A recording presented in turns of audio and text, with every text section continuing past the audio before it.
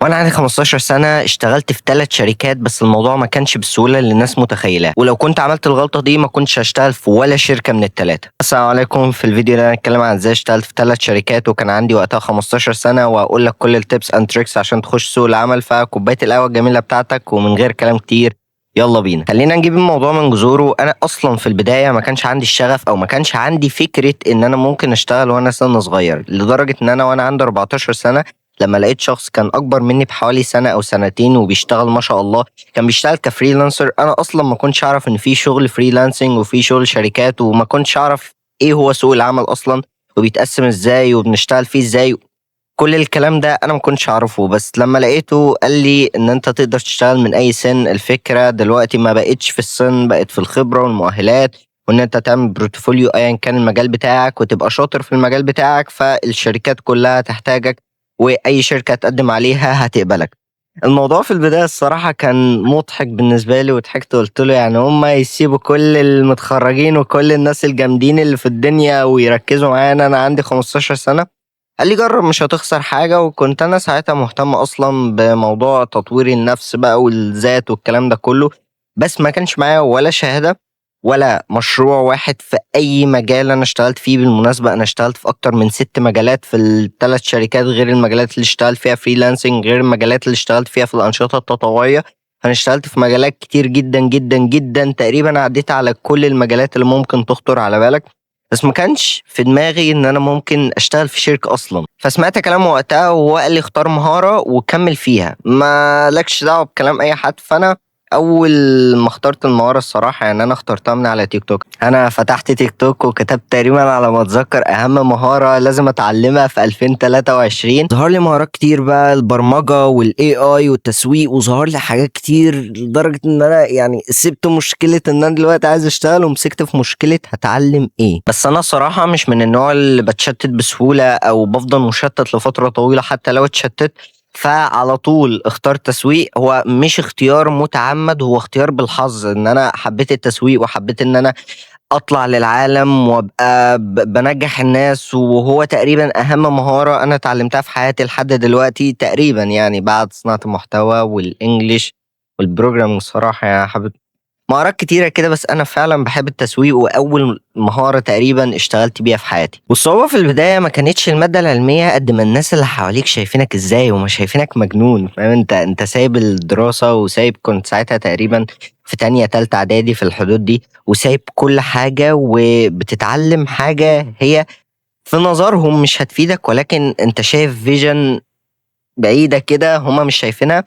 بس الفكرة ان ده كان بيحسسك بنوع من الاحباط، ان انت وانت في نص المذاكرة بتاعتك كده تحس اللي هو طب افرض انا ما وصلتش، طب افرض. والفكرة ان للأسف 90% من الناس ما بتوصلش بسبب الافكار اللي بتجيلها في النص دي. هو الافكار بتجيلنا كلنا، وللاسف الناس مفكره ان الافكار السلبيه بتيجي ليهم بس. لا، الافكار السلبيه بتيجي لينا كلنا في بدايه اي حاجه وفي نص كل حاجه وفي اخر كل حاجه، طول ما انت لسه محققتش الهدف بتاعك. فما تهتمش لكلام الناس، لان للاسف ده كان فترة طويلة في حياتي عقبال ما قدرت أتأقلم وأركز مع نفسي وبس. قعدت تقريبا ساعتها حوالي شهرين أو 3 أتعلم البيزكس وأتعلم كل حاجة تقريبا، واخترت مجالات كتير وتخصصت فيها، وبقيت بص جامد جدا في الماركتينج وعملت كامبينز كتير والكلام ده كله.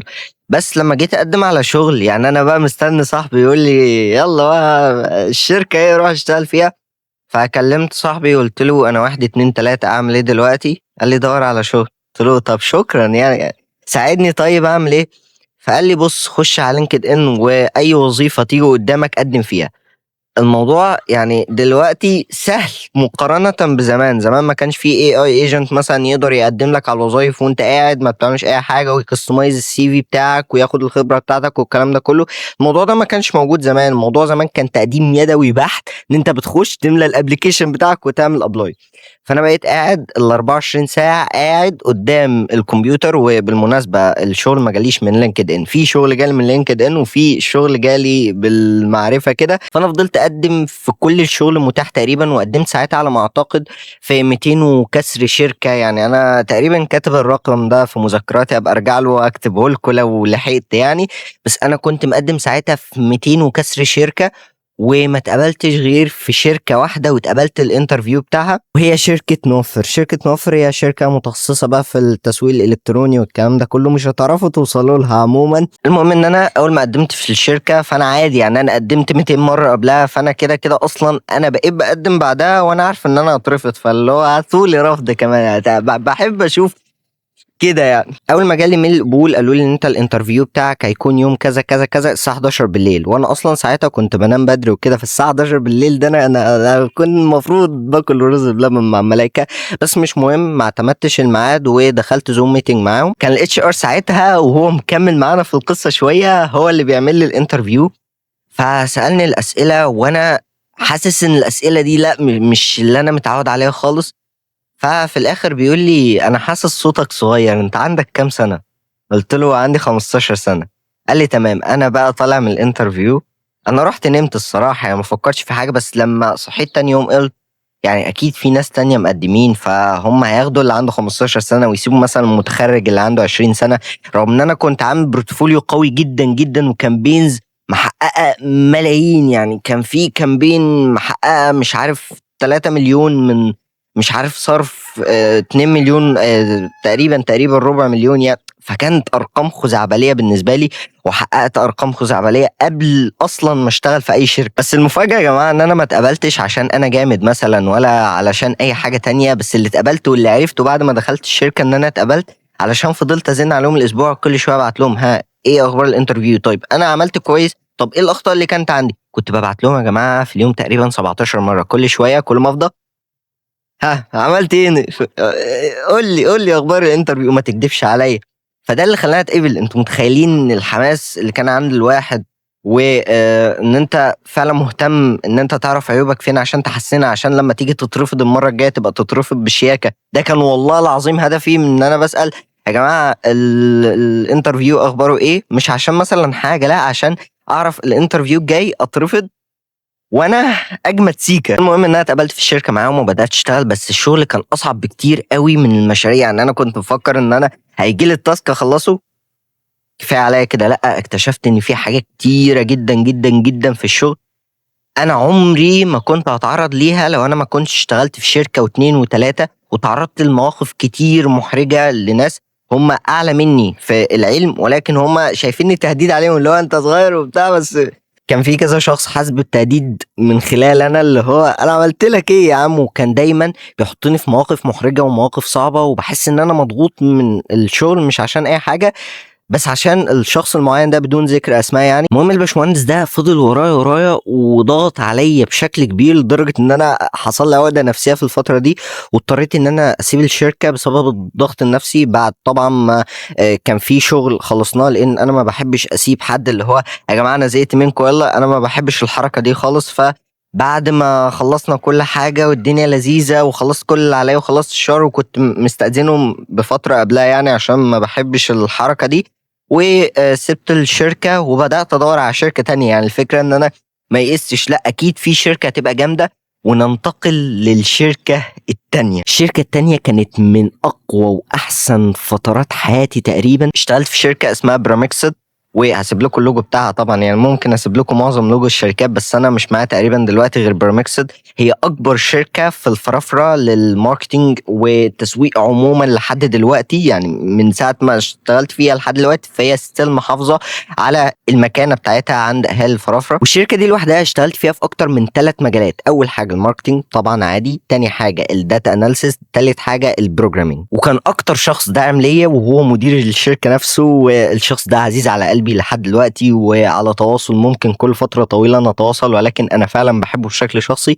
هو يوسف ابو مازن. من كتر حبه ليا وان هو شايف فيها طاقه وشغف تجاه الشغل، وشايف تجاه اي حاجه انا بتعلمها جديد شايف طاقه، فخلاني اتعلم داتا اناليسز، واستنى عليا من اول ما اتعلمت الاكسل لحد ما اتعلمت بايثون، واشتغلت في الشركه كداتا اناليسز. رغم ان انا كنت ماركتير كان ممكن يسيبني عادي ما فيش اي مشكله، بس هو ساب كل ده وقال لي اتعلم وانا معاك يا باشا مفيش اي مشكله، وكان بيدعمني طول الفتره اللي اتعلمت فيها، وكان بيقول لي اعمل ايه وما تعملش ايه، وعرضني على ناس يساعدوني ان انا اتعلم المجال. وكان اسهل مجال اتعلمته علشان كان في منتور ليا، يعني كان في حد بيقول لي اتعلم كذا ما تتعلمش كذا، اعمل كذا ما تعملش كذا، الكلام ده كله فسهل عليا كتير. يعني بدل ما اتعلم المجال في 6 شهور، انا اتعلمت الداتا اناليسيس في شهر واحد بس. ومن كتر حبي في الشركه التانيه، ومن كتر حبي في جو، ومن كتر حبي في التيم كله، لان انا فعلا كنت بحب التيم كله وما كانش فيه اي مشاكل بيني وبين التيم. وما كانت الشركه نفسها كانت قويه، وكانت اقوى تقريبا شركه اشتغلت فيها في السي في كله.